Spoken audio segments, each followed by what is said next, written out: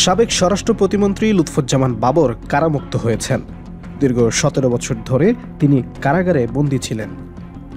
বৃহস্পতিবার দুপুর ১:২টার দিকে কেরানীগঞ্জে ঢাকা কেন্দ্রীয় কারাগার থেকে তিনি কারামুক্ত হন।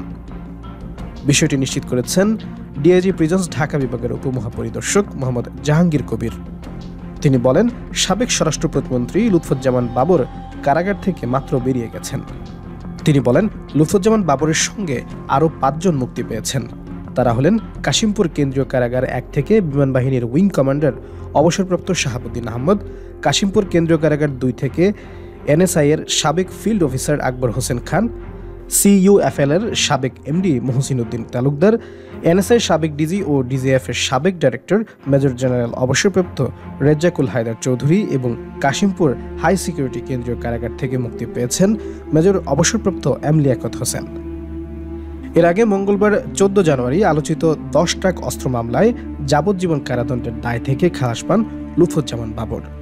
বিচারপতি মুস্তফা জামান ইসলাম ও বিচারপতি নাসরিন আক্তারের সমন্বয়ে গঠিত হাইকোর্ট বেঞ্চ এই রায় ঘোষণা করেন। ২০০৭ সালের ২৮ মে আটক হন লুৎফুজ্জামান বাবর। এরপর বিভিন্ন মামলায় তার দণ্ড হয়।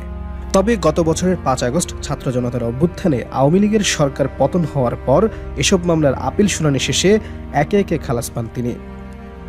লুৎফুজ্জামান বাবর ১৯৯১ সালের ৫ম জাতীয় সংসদ নির্বাচনে স্বতন্ত্র প্রার্থী হিসেবে আনারস প্রতীক নিয়ে নেত্রকোনা ৪ আসন থেকে সংসদ সদস্য নির্বাচিত হন। এরপর ১৫ ফেব্রুয়ারি ১৯৯৬ সালের ৬ষ্ঠ ও ২০০১ সালের ৮ম জাতীয় সংসদ নির্বাচনে বাংলাদেশ জাতীয়তাবাদী দলের প্রার্থী হিসেবে নেত্রকোনা ৪ আসন থেকে সংসদ সদস্য হিসেবে নির্বাচিত হয়েছিলেন। ৮ম সংসদে তিনি স্বরাষ্ট্র প্রতিমন্ত্রী হিসেবে দায়িত্ব পালন করেন।